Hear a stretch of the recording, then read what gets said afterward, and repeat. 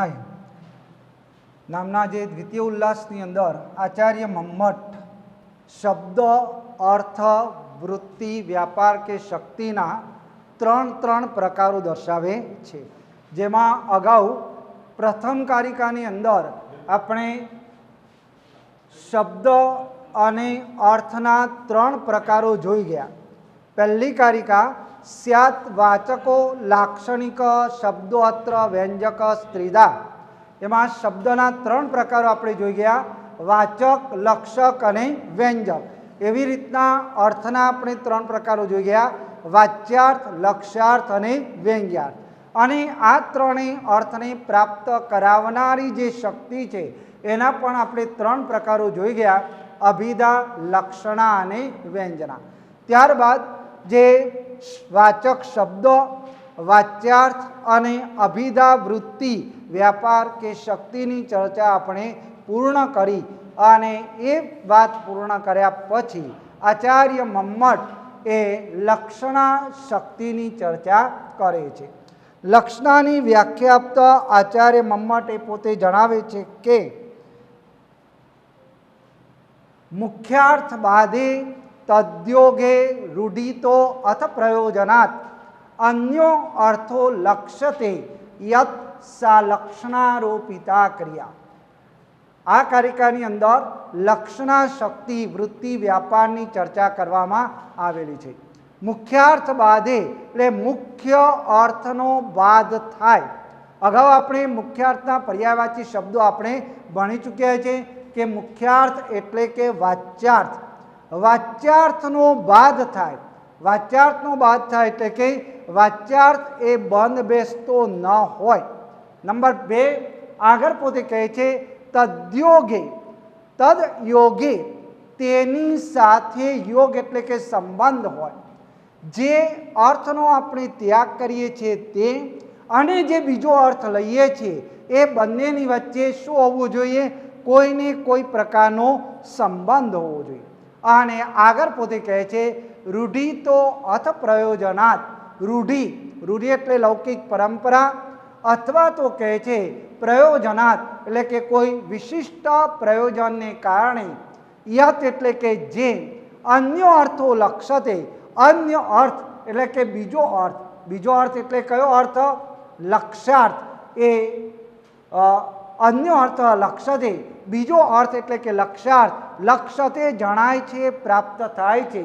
સા એટલે કે તે, લક્ષણારોપિતા ક્રિયા, તેને લક્ષણા નામનો આરોપિત વ્યાપાર કહેવામાં આવે છે।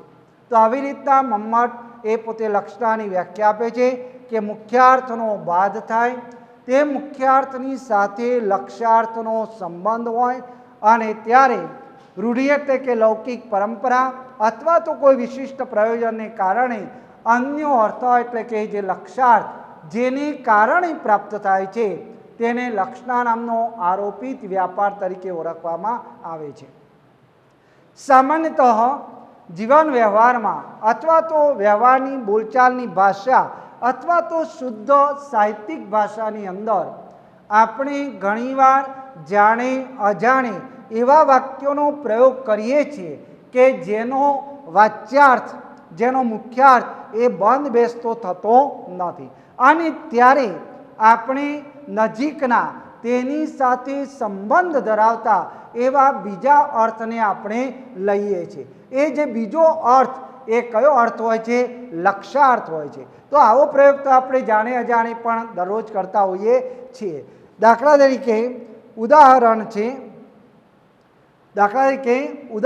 છે કે સામાન્યતઃ આપણે કોઈને આપણું સરનામું આપતા હોઈએ તો આપણે ઘણીવાર આવા વાક્યોનો, આવા તો બીજા ઘણા પ્રકારના વાક્યો છે કે મારું ઘર સ્ટેશન ઉપર છે।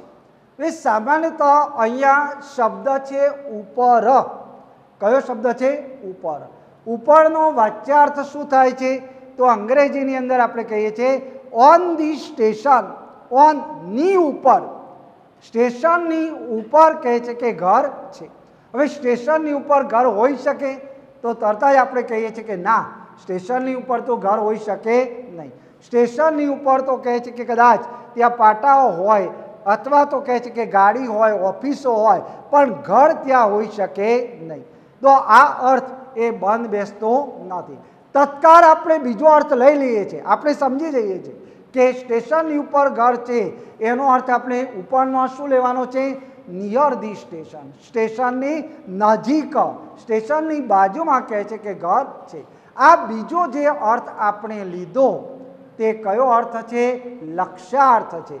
तो આવી રીતના રોજિંદા વ્યવહારમાં જીવન વ્યવહારની અંદર આપણે આવા ઘણા બધા વાક્યોનો પ્રયોગ કરતા હોઈએ છીએ કે જેનો વાચ્યાર્થ કે મુખ્યાર્થ એ બંધ બેસતો નથી, ત્યારે આપણે નજીકના બીજા અર્થને ગ્રહણ કરીએ છીએ। એ બીજો અર્થ એ કયો અર્થ છે? લક્ષ્યાર્થ છે। હવે આપણે કારિકાના સંદર્ભમાં જોઈએ તો આચાર્ય મમ્મટે પોતે આ લક્ષણાવૃત્તિને વ્યાપારને સમજાવવા માટે બે ઉદાહરણો આપેલા છે। એક છે કર્મણી કુશલઃ અને બીજું છે ગંગાયામ ઘોષઃ।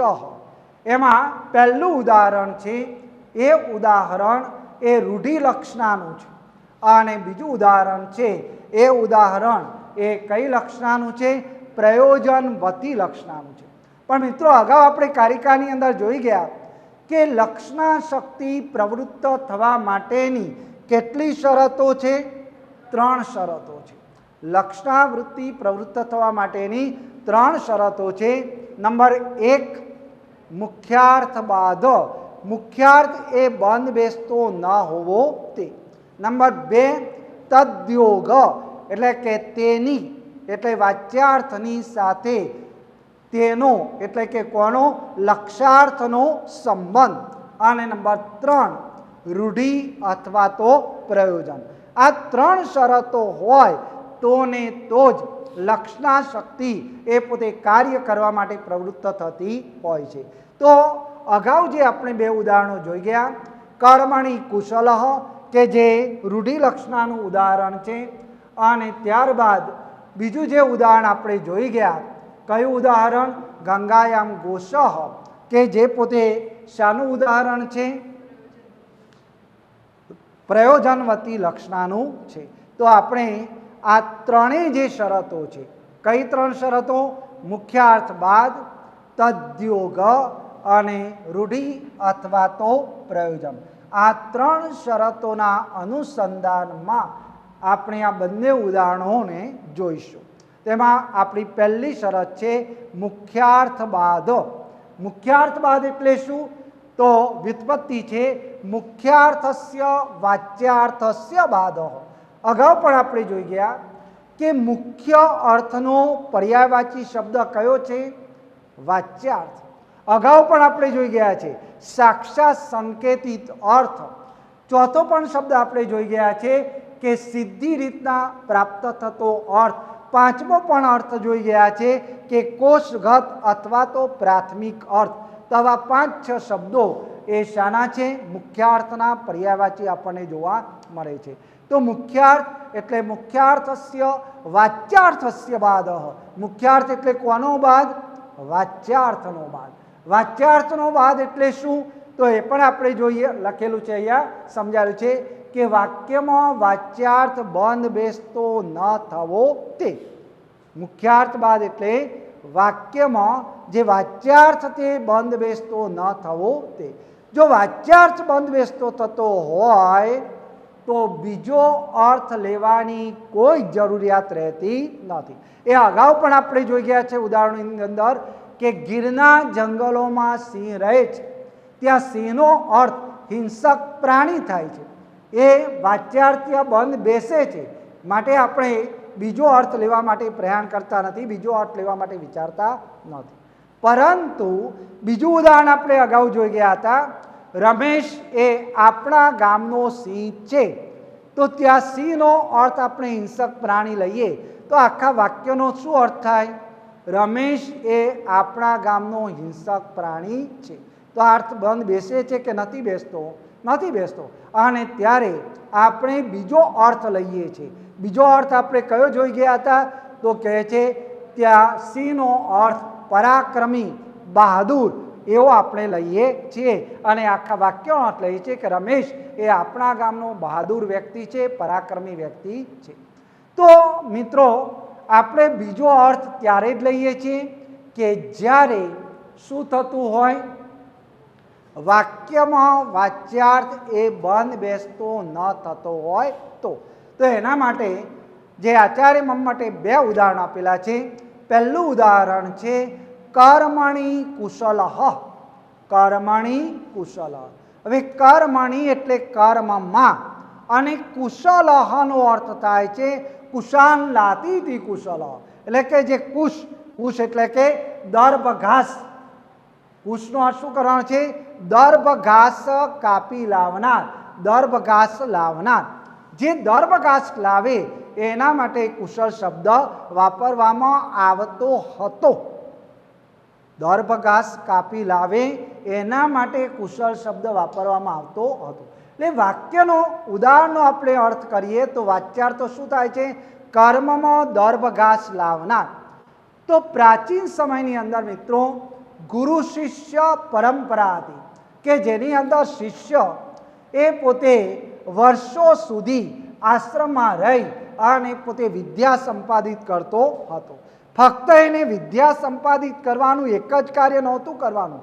ગુરુના આશ્રમમાં રહી ગુરુ જે કંઈ પણ કાર્ય સોંપે એ પણ કહે છે કે કરવાની શિષ્યની શું હતી? જવાબદારી હતી.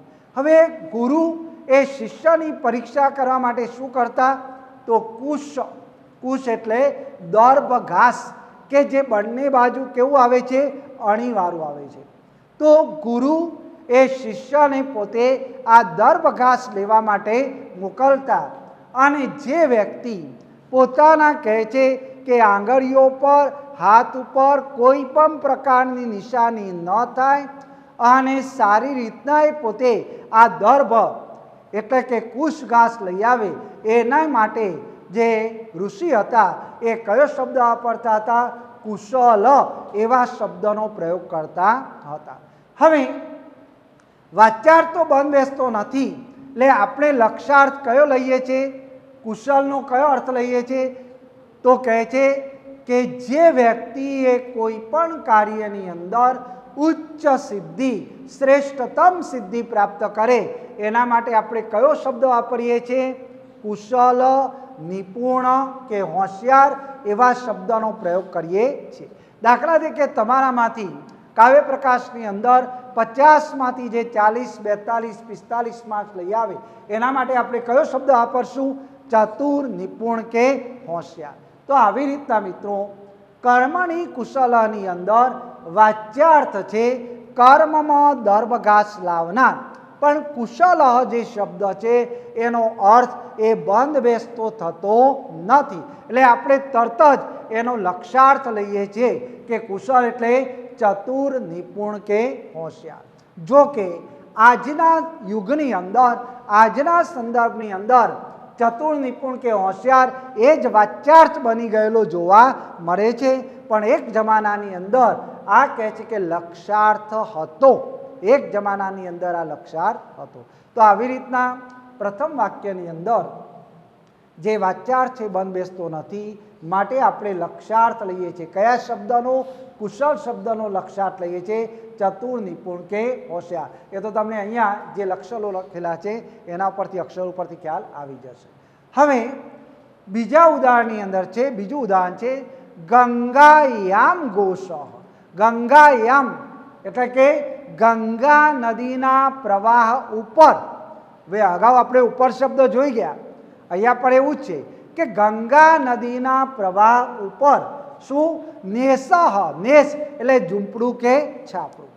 હવે ગંગા નદીનો જે પ્રવાહ જતો હોય એના ઉપર નેસ કે છાપરું સંભવી શકે? તો આપણો જવાબ છે ના. એટલે શું થાય છે? વાચ્યાર્થ બંધ બેસે છે કે નથી બેસતો? નથી બેસતો. વાચ્યાર્થ એ બંધ બેસતો નથી. કહે છે કે પ્રવાહ ઉપર એ ક્યારેય નેસ કે છાપરું સંભવી શકે નહીં. તત્કાળ આપણે શું કરીએ છીએ? બીજો અર્થ લઈએ છીએ. કયો અર્થ લઈએ છીએ? ગંગાયામ. પેલામાં કુશલ શબ્દ હતો, અહીંયા શાનો આપણે લક્ષાર્થ લેવાનો છે? ગંગાયામ. ગંગાયામનો લક્ષાર્થ શું છે? તો કહે છે કે ગંગાનો કિનારો, ગંગાનો તટ કે જ્યાં છાપરું કે નેસ સંભવી શકે. તો આપણે બીજો અર્થ લઈએ છીએ ગંગાના કિનારા ઉપર નેસ. શા માટે લઈએ છીએ? કારણ કે શું થાય છે? મુખ્યાર્થ બાદ. મુખ્ય અર્થનો શું થાય છે? બાદ થાય છે. જે મુખ્યાર્થ છે એ બંધ બેસતો નથી, વાચ્યાર્થ છે એ બંધ બેસતો નથી. માટે આપણે બીજો અર્થ લઈએ છીએ કે ગંગાના કિનારા ઉપર નેસ. આચાર્ય મમ્મટે વૃત્તિની અંદર આ બાબત સમજાયેલી છે.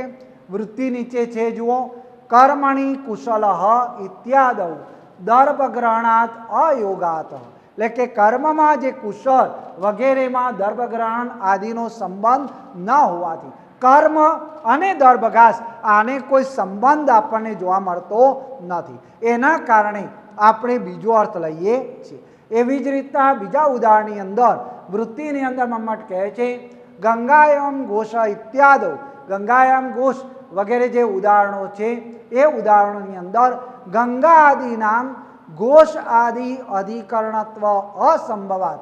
જે ગંગા ઉપરનો જે નેસ વગેરેમાં ગંગા આદિ એ નેસ આદિનો આધાર થઈ શકે એમ ન હોવાને કારણે શું થાય છે? મુખ્યાર્થસ્ય બાદ.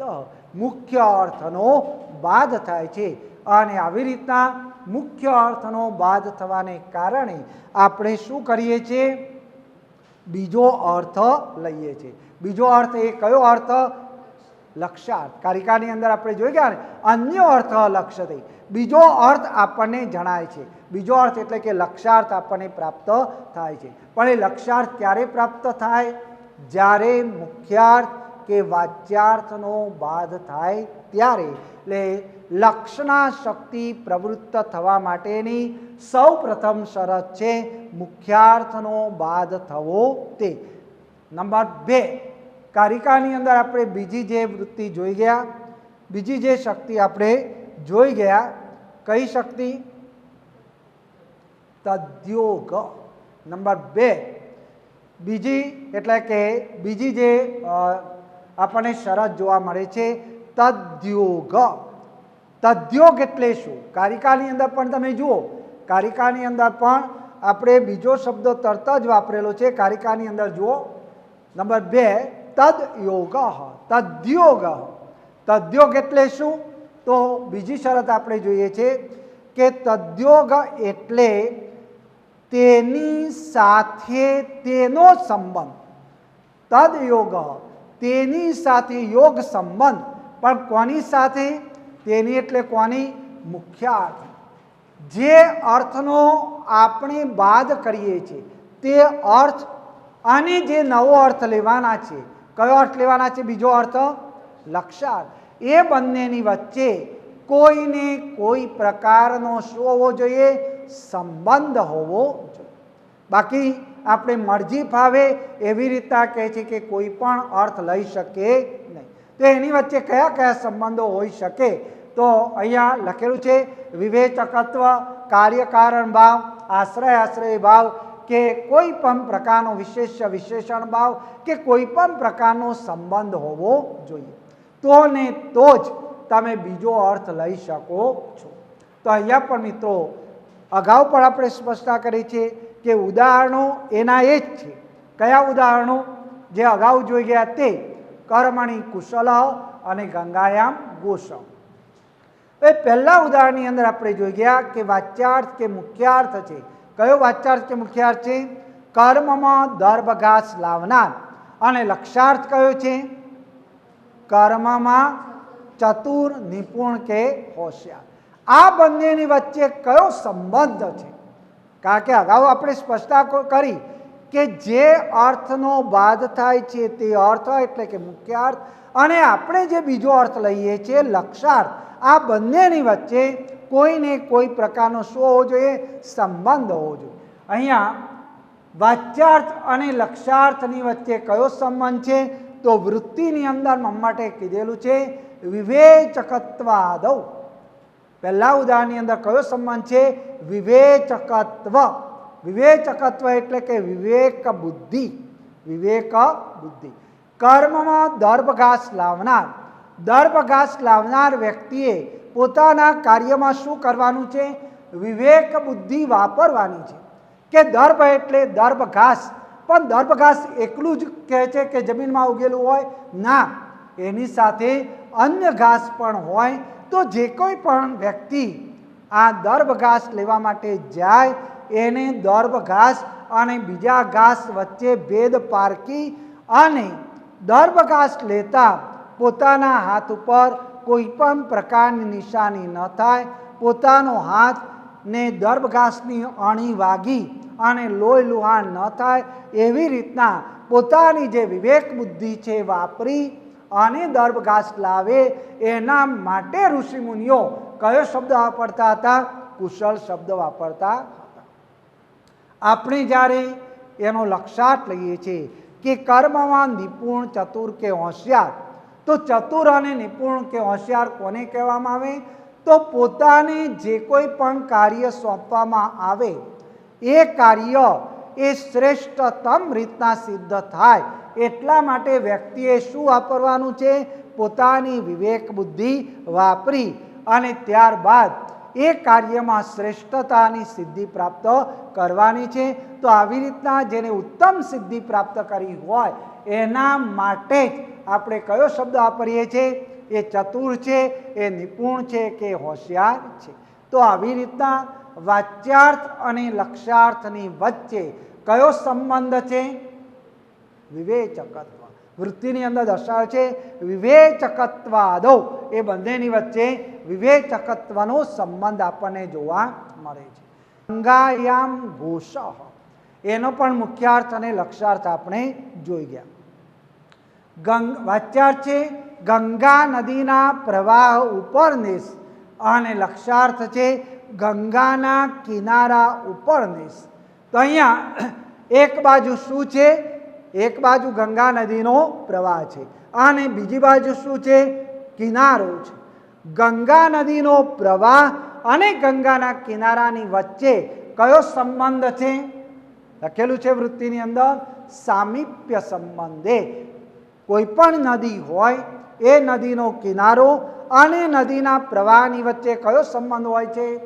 સામીપ્યનો, નજીકતાનો સંબંધ આપણને જોવા મળે છે. તો આવી રીતના વૃત્તિની અંદર બંને સંબંધો દર્શાવેલા છે. વિવેચકત્વાદૌ સામીપ્ય ચ. પ્રથમ ઉદાહરણની અંદર વાચ્યાર્થ અને લક્ષ્યાર્થની વચ્ચે કયો સંબંધ છે? વિવેચકત્વ. વિવેચકત્વ એટલે કે વિવેક બુદ્ધિનો સંબંધ છે. અને બીજા ઉદાહરણની અંદર આપણને કયો સંબંધ જોવા મળે છે? ગંગા નદીના પ્રવાહ અને એના કિનારાની વચ્ચે નજીકતાનો, સામીપ્યનો સંબંધ આપણને જોવા મળે છે. તો આવી રીતના લક્ષણા પ્રવૃત્તિ એ પ્રવૃત્ત થવા માટેની આપણી બીજી શરત કઈ હતી? તદ્યોગ, એટલે કે તેની વાચ્યાર્થની સાથે તદ એટલે કોનો? લક્ષ્યાર્થનો સંબંધ. અને છેલ્લી અને અંતિમ જે વૃત્તિ છે એટલે કે છેલ્લી જે શરત છે, કઈ શરત છે? છેલ્લી શરત છે પહેલી લીટીની અંદર જુઓ, રૂઢિતો અથ પ્રયોજના.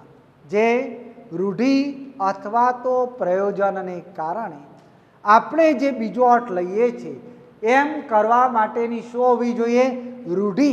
રૂઢિ એટલે લૌકિક પરંપરા અથવા તો જે બીજો અર્થ લઈએ છીએ એ લેવા માટેનું ચોક્કસ શું હોવું જોઈએ? પ્રયોજન હોવું જોઈએ. તો એ પણ આપણે આ બંને શરતોના અનુસંધાનમાં જ આપણે જોવાનું છે. તો છેલ્લી શરત છે આપણી, છેલ્લી શરત છે રૂઢિ અથવા પ્રયોજન. ઉદાહરણ એના એ જ છે, કારણ કે પહેલાં સ્પષ્ટતા કરેલી છે કે આ બે ઉદાહરણોના અનુસંધાનમાં ત્રણ શરતો સમજાવવામાં આવેલી છે. પહેલું ઉદાહરણ આપણે જોઈ ગયા અગાઉ 2 વાર, કર્મણી કુશલ, કે જેનો વાચ્યાર્થ થાય છે કર્મમાં દર્ભઘાસ લાવનાર, અને લક્ષ્યાર્થ છે કયો છે?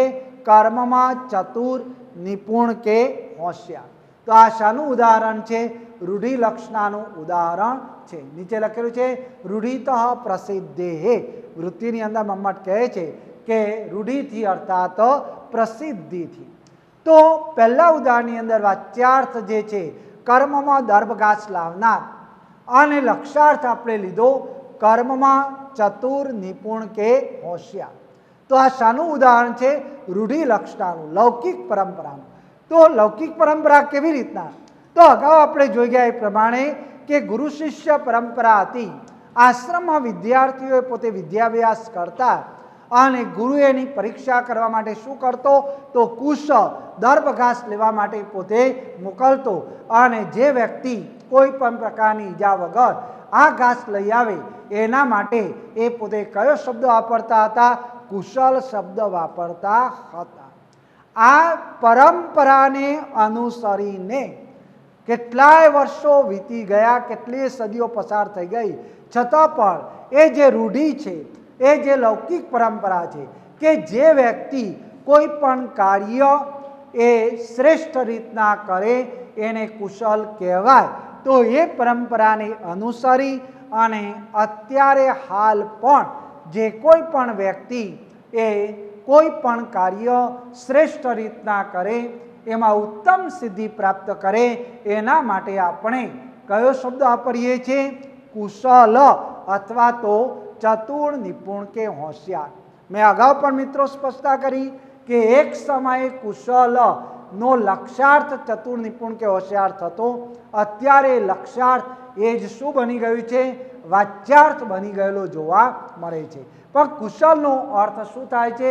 ચતુર, નિપુણ કે હોશિયાર. ઋષિ મુનિઓ એ જે પરંપરા પોતે પાડેલી છે એ પરંપરાને અનુસરીને આપણે પણ જે શ્રેષ્ઠ સિદ્ધિ પ્રાપ્ત કરે એના માટે ચતુર, નિપુણ કે હોશિયાર શબ્દનો પ્રયોગ કરીએ છીએ.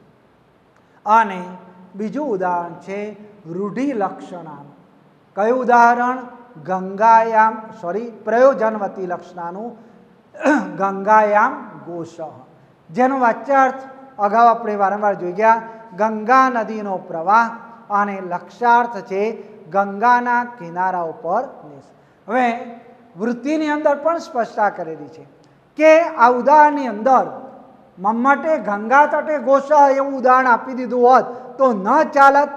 ના, ગંગા તટે શબ્દની બદલીમાં ગંગાયામ શબ્દ પોતે પ્રયોજ્ય છે. એના માટેનું ચોક્કસ શું છે? પ્રયોજન છે. એના માટેનું ચોક્કસ શું છે? પ્રયોજન છે. બાકી મમ્મટે ધાર્યું હોત તો ગંગા તટે ઘોષ એવું ઉદાહરણ પણ પોતે આપી શક્યા હોત, પરંતુ ગંગા તટેની બદલીમાં કયો શબ્દ વાપર્યો? ગંગાયામ શબ્દ વાપર્યો. શા માટે વાપર્યું? તો એના માટેનું ચોક્કસ શું છે? પ્રયોજન છે. કયું પ્રયોજન છે? તો વૃત્તિની અંદર પોતે કહે છે ગંગા તટે ઘોષ ઇત્યાદિ પ્રયોગાત એશામ ન તથા પ્રતિપત્તિ. કહે છે કે ગંગા તટ પરનો નેસ એવા શબ્દનો કહે છે કે પ્રયોગ કર્યો હોત તો જેમની તે રીતે પ્રતીતિ થતી નથી. કોની? શૈત્ય પાવનત્વાદિનામ. શીતળતા, પવિત્રતા વગેરે જે ગુણધર્મો છે એની એટલી અસરકારક પ્રતીતિ થતી નથી જેટલી શાની અંદર થાય છે? તથા પ્રતિપાદના આત્મના પ્રયોજનાચ. કહે છે કે શીતળતા, પવિત્રતા આદિ ધર્મોનો તે પ્રકારના પ્રતિપાદનનું પ્રયોજનથી થાય છે. એટલે કે જો ગંગા તટે ઘોષ એવા શબ્દનો પ્રયોગ કર્યો હોત તો કિનારો એવો શબ્દ આપણે ક્યાં સુધી પ્રયોગ કરીએ છીએ? તો કિનારો એટલે કે લાંબા અંતર સુધી જે પટ હોય એને પણ આપણે કિનારાની અંદર આવરી શકીએ. કે જ્યાં ગંગા નદીની શીતળતા, પવિત્રતા વગેરે ત્યાં સુધી ન પહોંચતી હોય. તો શીતળતા, પવિત્રતા જે ગંગા નદીની અંદર જે શીતળતા, પવિત્રતા છે એ જ શીતળતા, પવિત્રતા શામાં છે? શામાં છે? નેસ. નેસ એટલે કે છાપરું અથવા તો ઝૂંપડું છે એમાં છે એવું દર્શાવવા માટે જાણી જોઈ અને માટે કયા શબ્દનો પ્રયોગ કરેલો છે? ગંગાયામ. ગંગા તટે શબ્દનો પ્રયોગ કર્યો હોત તો એ શીતળતા, પવિત્રતા વગેરે ગુણધર્મો ગંગાયામ શબ્દમાં જેટલી અસરકારક રીતના નેસમાં આપણને જોવા મળે છે એવી રીતના ગંગા તટે શબ્દનો પ્રયોગ કરવાને કારણે દેખાતા નથી, પ્રાપ્ત થતા નથી. કારણ કે કિનારો શબ્દ તો લાંબા સુધીના પટને પણ પોતાનામાં આવરી લે છે. તો આવી રીતના ગંગાયામ ઘોષ માં ગંગાયામ શબ્દ મૂકવા માટેનું ચોક્કસ શું છે? પ્રયોજન છે. કયો પ્રયોજન છે? તો ગંગા નદીના પ્રવાહમાં જે શીતળતા, પવિત્રતા વગેરે ગુણધર્મો છે એ જ ગુણધર્મો એ શામાં છે? નેસમાં, ઝૂંપડામાં પણ છે એવું પ્રતિપાદિત કરવા માટે આચાર્ય મમ્મટે પોતે ગંગાયામ શબ્દનો પ્રયોગ કરેલો જોવા મળે છે. બીજી પંક્તિ છે, ત્યારબાદ આગળ છેલ્લે કે અગાઉ આપણે જે કારિકાની અંદર જોઈ ગયા કે મુખ્ય અર્થનો બાદ થાય એટલે કે મુખ્યાર્થ બંધ બેસતો ન હોય, એ મુખ્યાર્થની સાથે લક્ષાર્થનો શું હોય? યોગ એટલે કે સંબંધ હોય, ત્યારે રૂઢિ અથવા તો કોઈ વિશિષ્ટ પ્રયોજનને કારણે અન્ય અર્થો લક્ષતે, બીજો અર્થ આપણે કયો જોઈ ગયા? લક્ષાર્થ. યત લક્ષતે, જેનાથી પ્રાપ્ત થાય છે. લક્ષાર્થની પ્રાપ્તિ કરાવનારી જે શક્તિ છે, વૃત્તિ છે, વ્યાપાર છે, કયો છે? તો લક્ષણ. યત લક્ષતે, જેનાથી પ્રાપ્ત થાય છે, સા લક્ષણારોપિતા ક્રિયા, એને કયો આરોપ કહેવામાં આવે છે? લક્ષણા નામનો આરોપિત વ્યાપાર તરીકે ઓળખવામાં આવે છે. તો આવી રીતના મિત્રો લક્ષણા વૃત્તિ ક્યારે પ્રવૃત્ત થાય? કે જ્યારે શું થાય? આ ત્રણેય શરતો પૂર્ણ થતી હોય ત્યારે.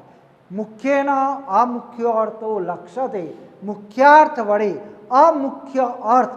અમુખ્ય અર્થ એટલે કે લક્ષાર્થ એ લક્ષિત થાય છે. તે વ્યવહિત એટલે કે વાચ્યાર્થનિષ્ઠ આરોપિત એવો શબ્દ વ્યાપાર હોય એટલે કે શબ્દ વ્યાપાર છે. આ લક્ષાર્થનો આધાર કોણ છે? મુખ્યાર્થ છે. એના ઉપર કહે છે કે આધારિત હોવાને કારણે એને આરોપિત વ્યાપાર તરીકે ઓળખવામાં આવે છે. તો આવી રીતના લક્ષણાવૃત્તિ પ્રવૃત્ત થવા માટેની કેટલી શરતો છે? મુખ્યાર્થ 3. એક, મુખ્યાર્થ બાદ એટલે કે મુખ્ય અર્થ વાચ્યાર્થ એ બંધ બેસતો ન હોવો તે. નંબર 2, તેની સાથે તેનો સંબંધ એટલે કે મુખ્યાર્થની સાથે લક્ષાર્થનો સંબંધ.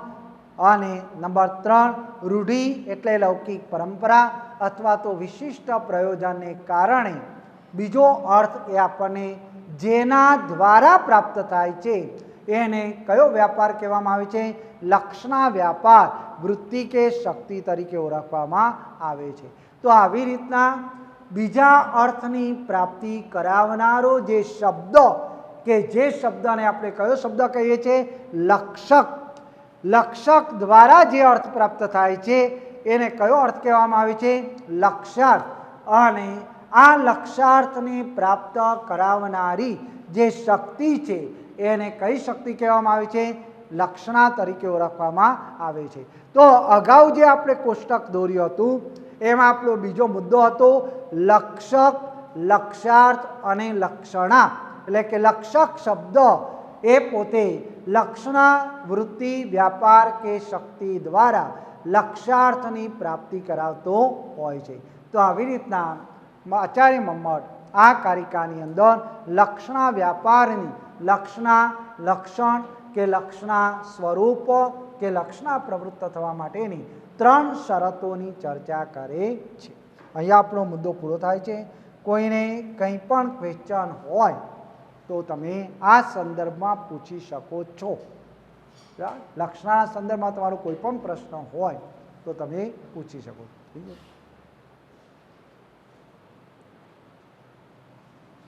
ખ્યાલ આવી ગયો મિત્રો?